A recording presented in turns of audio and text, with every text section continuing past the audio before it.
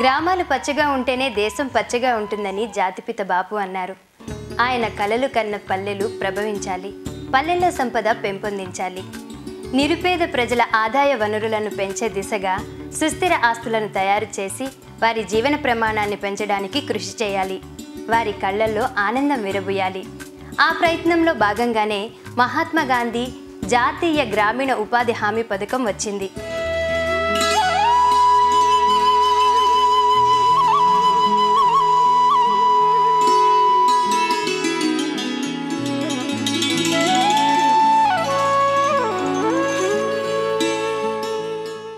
ఈ పథకం వల్ల 100 రోజుల పని హామీ పల్లె కూలీలకు లభిస్తుంది.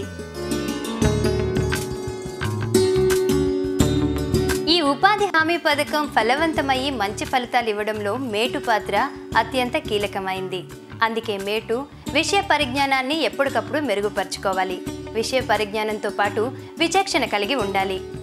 స్నేహశీలత మేటు నైజమై ఉండాలి. తన ఊరిలోని తోటి కూలీలకు ఆసరాగా ఉంటూ ఈ ఉపాధి హామీ పథకంలో వారు కూడా భాగస్వాములుగా ఉండటంలో మేటు ప్రధాన భూమిక నిర్వహించాలి. జాబ్ కార్డ్ జారీ నుండి పనుల గుర్తింపు ప్రాధాన్యం, అమలు, చివరికి పనికి తగిన ప్రతిఫలం కూలీలకు చేరేందుకు మేటు ఎంతో చురుగ్గా ఉండాలి. గ్రామంలో జాబ్ కార్డ్ పొందిన పని కోరే ప్రతి కూలీ కుటుంబానికి 100 రోజుల పని ఇవ్వటానికి అవసరమైన పని దినాల ఆధారంగా పనుల ఎంపిక జరుగుతుంది. మండల స్థాయి ఈజీఎస్ బృందాలు పనుల ఎంపిక చేస్తాయి. ఎంపిక చేసిన పనులన్నిటికీ గ్రామసభ ఆమోదం పొందాలి. Labour budget. పనుల ప్రారంభానికి ముందు లేబర్ బడ్జెట్ తయారవుతుంది.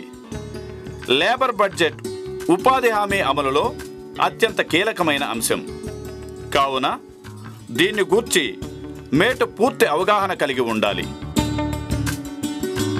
లేబర్ బడ్జెట్ అంటే గ్రామంలో పని కోరే కూలీ కుటుంబాల సంఖ్య ఇంటూ 100 రోజులు ఇంటూ 135 రూపాయలు, వాటి యొక్క మొత్తమే లేబర్ బడ్జెట్ అవుతుంది. లేబర్ బడ్జెట్కు సరి అయిన పనులు గ్రామంలో ల్యాండ్ ఇన్వెంటరీ ద్వారా ఎస్సీ ఎస్టీ భూములు ముందుగా అభివృద్ధి చేయాలనే ఉద్దేశంతో పనులను గుర్తించి అట్టి పనులను సర్పంచ్ అధ్యక్షతన గ్రామ సభలో ఆమోదం తీసుకోవడం జరుగుతుంది. అట్టి గ్రామ సభలో ఆమోదమైన లేబర్ బడ్జెట్ను మండల సర్వసభ్య సమావేశం ఆమోదమైన పిదప అట్టి లేబర్ బడ్జెట్ను ప్రాజెక్ట్ డైరెక్టర్ అంటే జిల్లా కలెక్టర్ గారికి పంపించడం జరుగుతుంది. జిల్లా కలెక్టర్ గారు అట్టి లేబర్ బడ్జెట్ మొత్తం జిల్లాలో ఉన్న అన్ని ప్రతిపాదనలను పరిపాలన మంజూరు ఉత్తర్వులు ఇవ్వటం జరుగుతుంది. మనకు పరిపాలన మంజూరు వచ్చిన పిదప అట్టి పనులన్నింటినీ టెక్నికల్ శాంక్షన్ తీసుకొని అన్ని గ్రామాలకు కావాల్సినంత పనిని మనము పని ప్రారంభ లేఖ మండలి నుంచి ఏపీఓ గారు ఇవ్వటం జరుగుతుంది.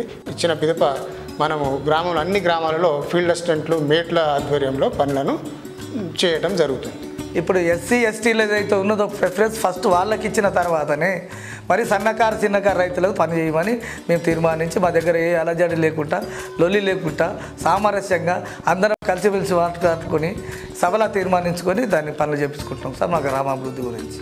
గ్రామీణ అభివృద్ధి కమిషనర్ జారీ చేసిన సర్క్యులర్ 1192లో పనులకు సంబంధించిన కొన్ని మార్గదర్శకాలు పొందుపరిచారు. భూమి అభివృద్ధికి సంబంధించిన పనులను ముందుగా చేపట్టాలి. అందులో ఎస్సీ ఎస్టీలకు సంబంధించిన భూమిలో ముందుగా పనులు చేపట్టాలి. ఆ పనులు పూర్తయ్యాక చిన్న సన్నకారు రైతుల భూములలో పనులు ఆరంభించాలి. ఈ సర్క్యులర్లో మొత్తం 16 ప్రాజెక్టులను గ్రామీణ ఉపాధి హామీ పథకం కింద గుర్తించారు. ఒక రైతు భూమిలో చేపట్టిన అభివృద్ధి పనులను ఒక ప్రాజెక్టుగా గుర్తిస్తారు. ఈ 16 ప్రాజెక్టులలో ఏది ముందుగా చేయాలో పనుల ప్రాధాన్యత క్రమంలో స్పష్టంగా చెప్పారు. భూమి అభివృద్ధికి సంబంధించిన ప్రాజెక్టులోని పనులను పనుల ప్రాధాన్య క్రమంలో గుర్తించారు. అవి సర్కారు తుమ్మ ముళ్ళ పొదలు తొలగించడం, కొడవలితో లేదా గొడ్డలితో ముళ్ళ పొదలను మొదల వరకు నరికి ఒకచోట కుప్పగా చేర్చి ఆ పొదలను పూర్తిగా కాల్చివేయాలి. మొద్దులను వేళ్లతో సహా పూర్తిగా తొలగించాలి. ఇలా చేయడం వల్ల బీడు భూములు వ్యవసాయ యోగ్యంగా తయారవుతాయి.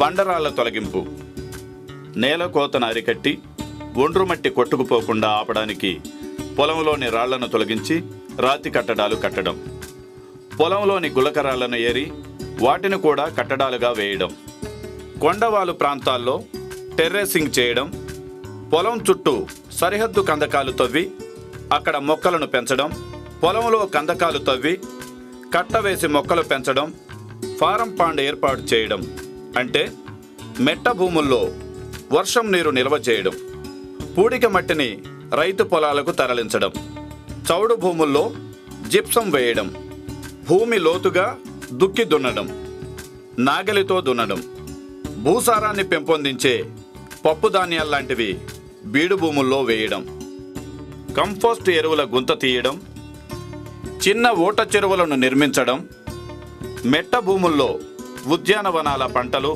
ఈ పనులన్నీ చేయడం వలన భూములు సేద్యానికి అనుకూలంగా ఉంటాయి. పై ప్రాజెక్టులలోని పనులు పూర్తయిన తరువాత భూగర్భ జలాల అభివృద్ధి పనులు చేపట్టాలి.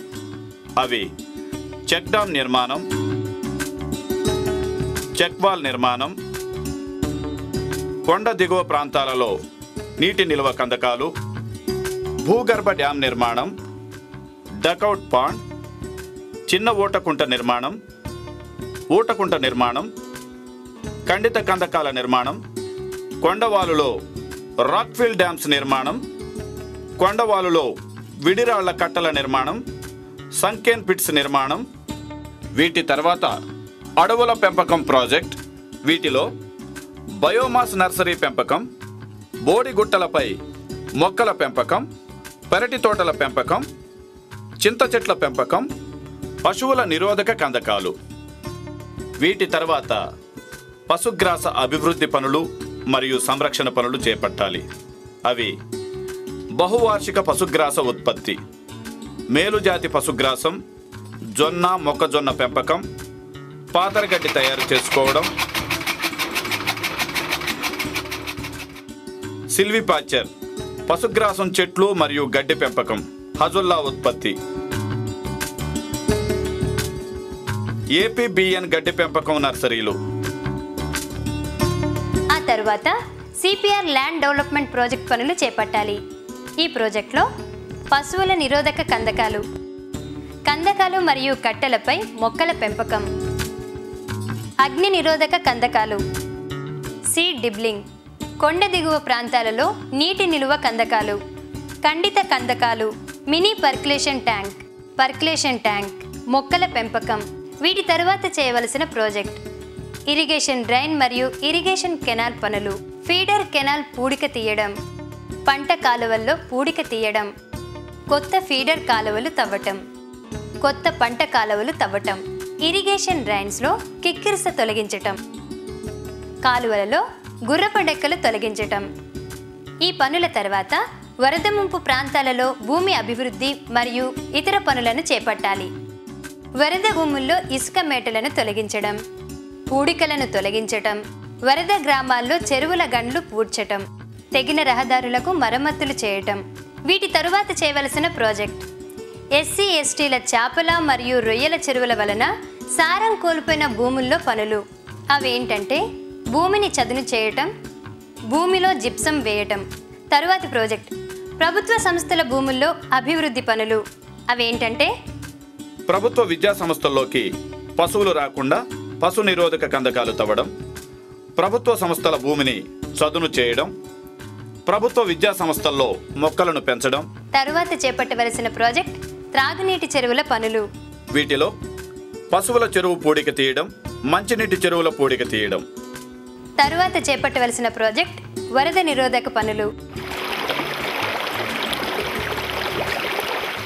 అవి వరద నిరోధక కట్టల నిర్మాణం, వరద నిరోధక కట్టెల మరమ్మత్తు, పాడుబడిన బావుల పూడ్చివేత, ఇందిరమ్మ కాలనీల్లో లోతట్టు ప్రాంతాలని మట్టితో పూడ్చి చదును చేయడం, నిల్వ నీటిని బయటకు చేరవేసే కాలువల్ని నిర్మించడం.